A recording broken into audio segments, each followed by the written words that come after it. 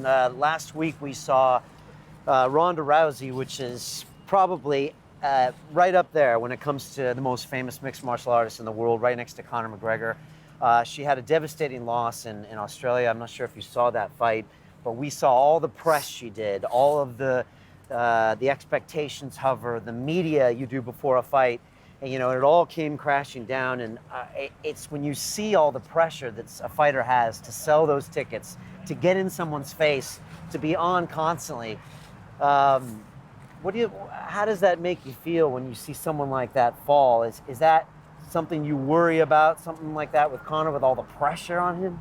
There is all these different pressures and layers that you need to jump in between. Press conference and media obligations and business layer, and then you have your martial artist layer, and then you have your sportsman layer. And it is difficult to juggle all these balls. Maybe too big of a task for any human. Yeah. Few can handle it for a while, and most just for a very short while. Yeah. And that's why the game is short. You have a few good years to do your stuff, and if you didn't get it in, you might have lost your window of opportunity. Ronda, I feel for her. I feel for what she's going through now. What did you see in that fight and with the loss, and what were your thoughts? Well, a lot has been said about it in the media lately, and I think from the way in, there was a feeling that something is going on here. She's not herself, she's not... Yeah.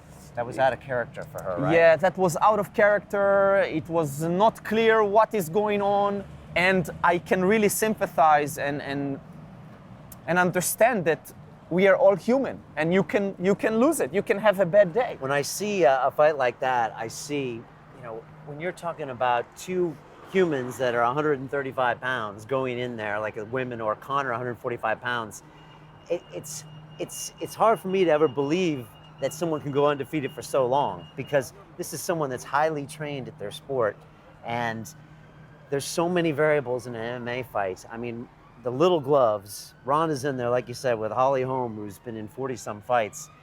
I mean, how can there not be a chaotic nature to that, right? Yeah, even when everything is right, and even when everything is ready, which did not look like in this fight. Yeah.